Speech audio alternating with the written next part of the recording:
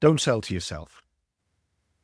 Selling to yourself is the common pitfall of creating marketing messages based on your own knowledge, biases, and problems, rather than those of your potential customers. My name's Andy Crook, and my mission is to help garage owners become more successful in business. How do I do that? Every week, or most weeks, I go live with a training topic in one of the 5 pillars of business as I see them. This week, we're in the marketing pillar, and this training topic looks to address the all too common mistake of selling to yourself. And let's be fair, we're all guilty of it, and it's absolutely killing our marketing ROI, return on investment. So let's find out why selling to yourself is such a big mistake and how to fix it. The problem we have when it comes to doing marketing, and when I look at a lot of the social media posts that I see other garages doing, it appears to be a mistake that's made by all too many people, and it's dead easy to fix. All we need to do is change our perspective and see things differently. What we're guilty of is selling to ourselves. And it's, be fair, it's what we're used to. It's how we see the world. We see it from our perspective as a garage owner, as a mechanic, as a technician. What we need to do, we need to flip that and do our marketing from the customer's perspective. So the big 3 problems when we sell to ourselves rather than to our customers is we miss the customer's pain point, what I call the problem, which leads to ineffective communication and a limited perspective. So let's go through those in turn, and then let's come up with an example of how we could do this better as an industry. So the first problem that I've given you there is the customer's pain point, the problem. And what we do when we do our marketing from our perspective is we miss the customer's problem and we talk about it from our perspective. We talk about things from the garage perspective. So what you think is important and you focus on that, you miss the opportunity to address the real challenges and needs your customers face. If you want to grab your potential customers' attention, you must solve a problem they have.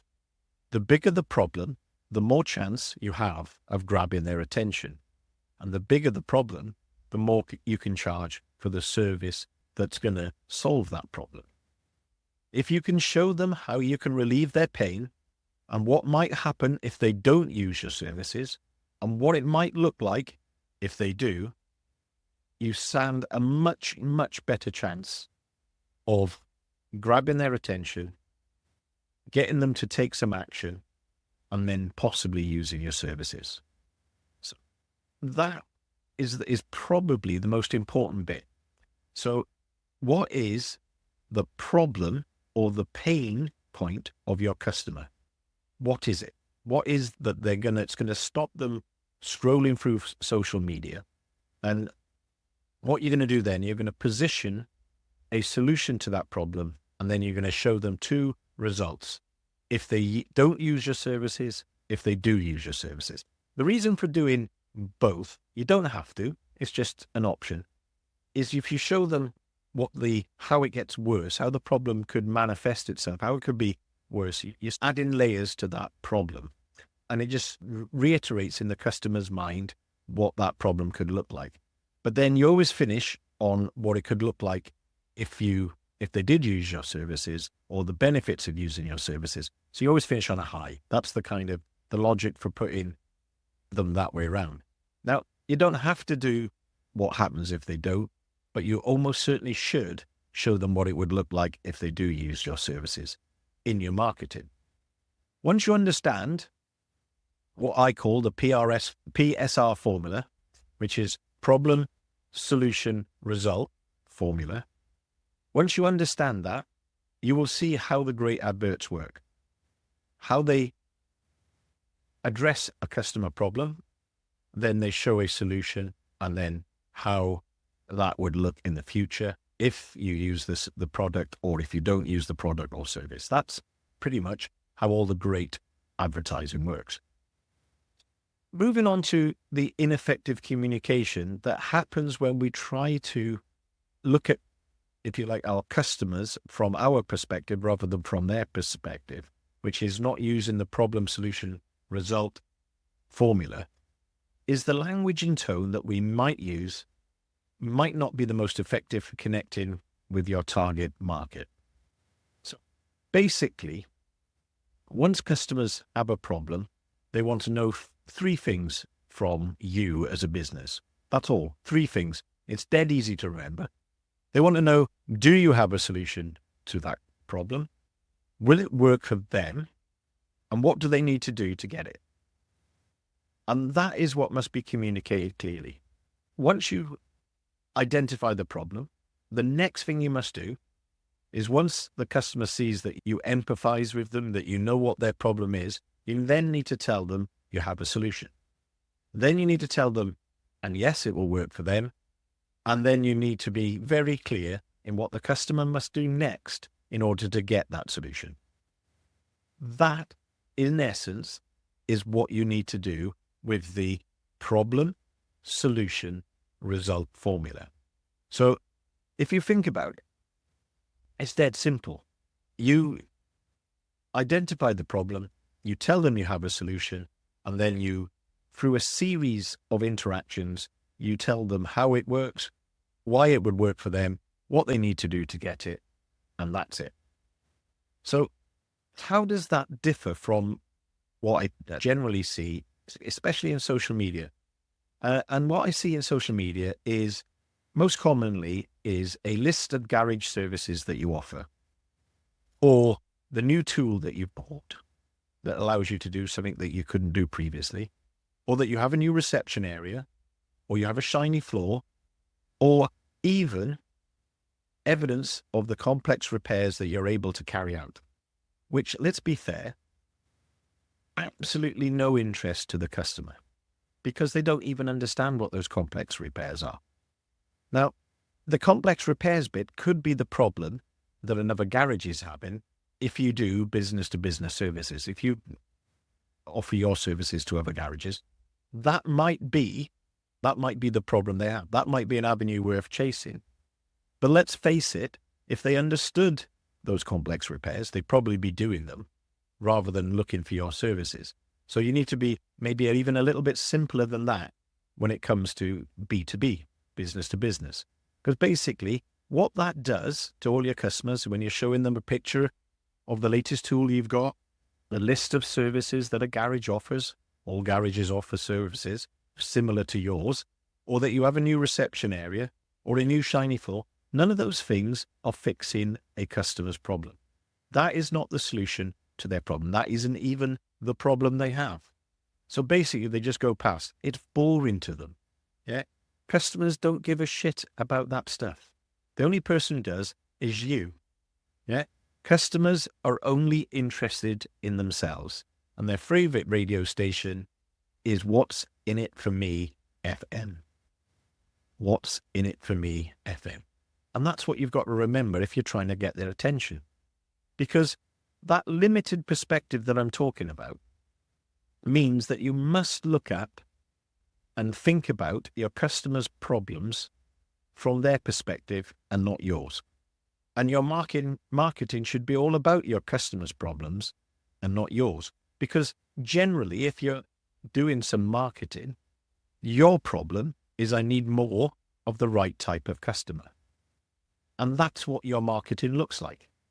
What it must be is, you need to see the problem you're solving from the customer's viewpoint. And relying solely on your own viewpoint can blind you to the diverse perspectives and innovative ideas that could make your marketing more effective. And what I liken this to, and we're all guilty of it, and a little while ago I was at Tech Topics and we were discussing this, and we were talking about what happens when a customer's car breaks down. And let's be fair, if that happened to us in the trade, it's no big deal, is it? If we went outside at the end of work and it was tamping down with rain, and we went outside, we put the key in the ignition and nothing happened, what would happen for most of us is we'd take the key back out of the ignition, lock the car, walk back in, go and get another key, select another car and drive home. We'll worry about that tomorrow. That problem to us is tiny. Think about that now from your customer's perspective. That is now a major problem, and it's going to ruin the rest of their day, whether that happens first thing in the morning or when they're going home at night. Think about what that looks like to your customer as opposed to what it looks like to you. Think about an engine light coming on the dashboard. We, as people who understand these things, just go, so what? We'll look at that. I'll get the code reader on that later, see what's going on. To your customer, that isn't a light coming on the dash. That is an unexpected expense, or they're about to stop. They're going to fail to proceed, as Rolls-Royce would put it.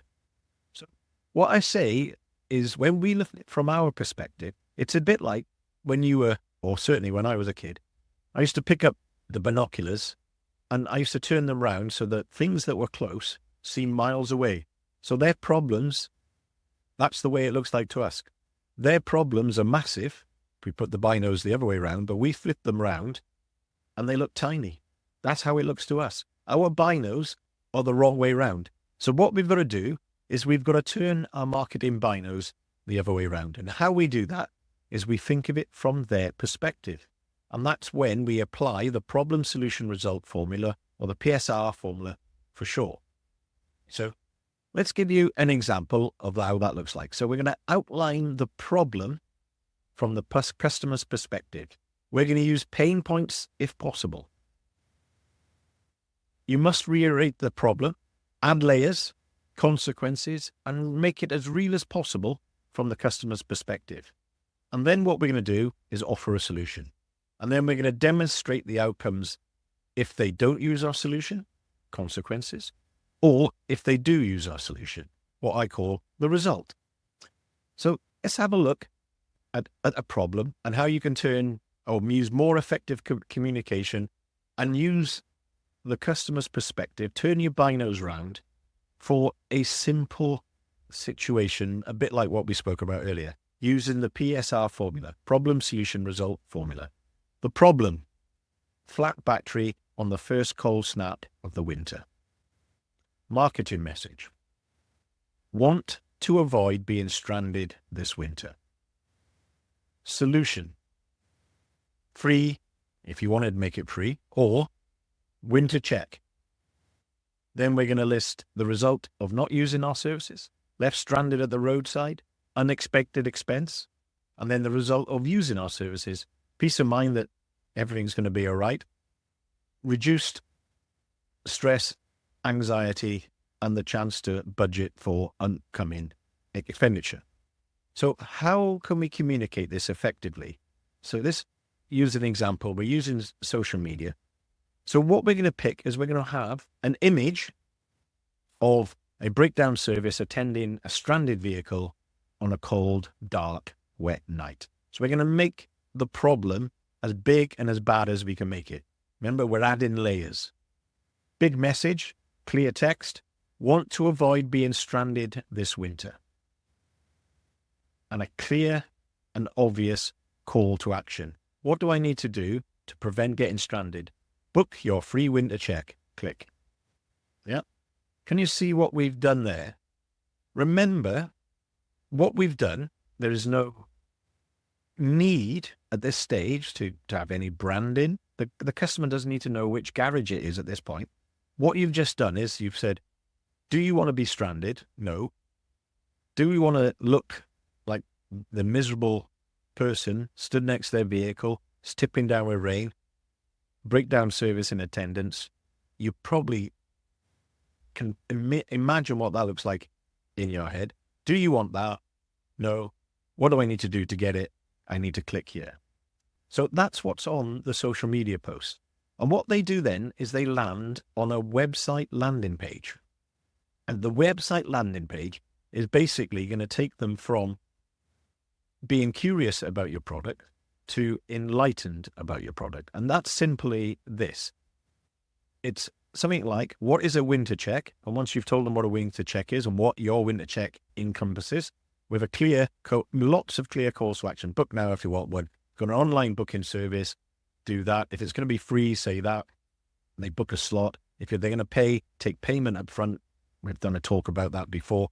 And then the next, as they scroll down, why you, and make sure you're talking about the customer from their perspective, should have a winter check. Book now. Yeah.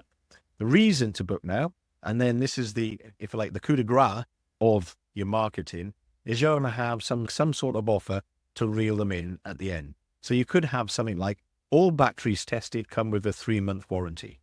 Basically what you're saying is, the battery that's already on their car, if it's passed the test that you've done, you're going to guarantee that battery is going to be all right for 3 months. Otherwise, you're going to fit the new one for free. Book now. What's not to like? That obviously is just a suggestion. So when we're talking and when we're doing all of this stuff, you've got to remember it from the customer's perspective. A non-start is a huge ordeal for a customer. They're going to be late for work. They're going to be calling out the breakdown service. How are they going to get the car to the garage? How are they going to get to work? How are they going to get the kids to school? How are they going to pick the kids up from after-school clubs? Their life has just been turned upside down. Add to that the unexpected repair bills, trying to find a temporary transport solution, borrowing a car, hiring a car, etc., etc. You get the message. There is lots you can talk about when you start, and none of this is on the original post. This is all on the landing page of the website, but it's all from the customer's perspective.